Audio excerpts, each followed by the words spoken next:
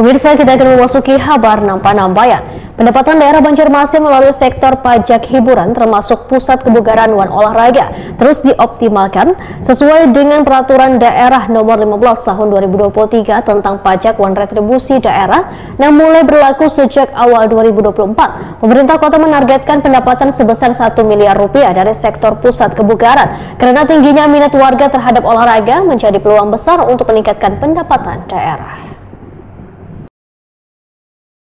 Pendapatan daerah Banjarmasin melalui sektor pajak hiburan termasuk pusat kebugaran dan olahraga terus dioptimalkan sesuai dengan peraturan daerah nomor 15 tahun 2023 tentang pajak dan retribusi daerah yang mulai berlaku sejak awal 2024.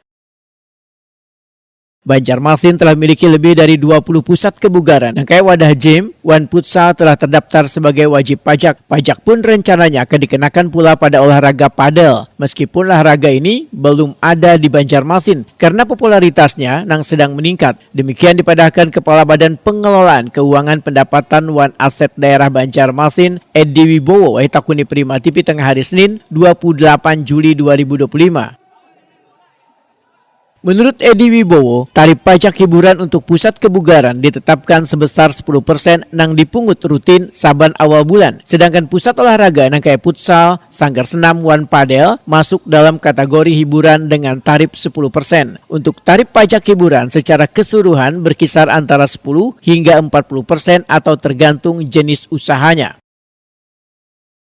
Edi Wibowo menyatakan di tahun 2025 ini pemerintah kota menargetkan pendapatan sebesar 1 miliar rupiah dari sektor pusat kebugaran karena tingginya minat warga terhadap olahraga menjadi peluang besar untuk meningkatkan pendapatan daerah.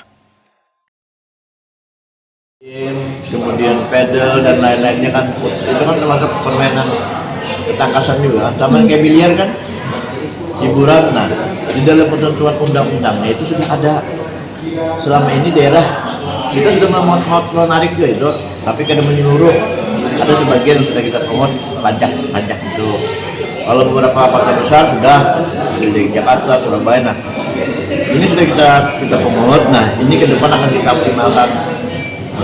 Artinya itu berdasarkan kunjungan orang yang karena pajak ini kan dibayarkan pada saat orang melakukan transaksi. Dan begitu melakukan transaksi jadi kenakan pemotongan 10% pajaknya. Nah sebenarnya bukannya hanya itu adalah wasilah sudah kita laksanakan di bulan tahun-tahun sebelumnya. Hanya saja yang ini lebih kita tekankan lagi gitu. Nah makanya sebenarnya tidak perlu herankan itu sebenarnya sudah jalan dari itu. Nah, hanya penekanan kita aja lebih kita optimalkan. Oke. Dalam rangka meningkatkan sumber PAD. Harapannya apa?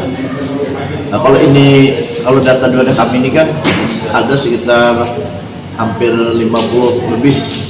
Nah yang selama ini yang sudah rutin melakukan pembayaran kan hanya 10% sampai 15% aja. Nah kali kan masih ada potensi yang hilang Mbak. Nah ini kan kalau ini bisa kita wajib kita fokus semuanya, ini kan meningkatkan PAD.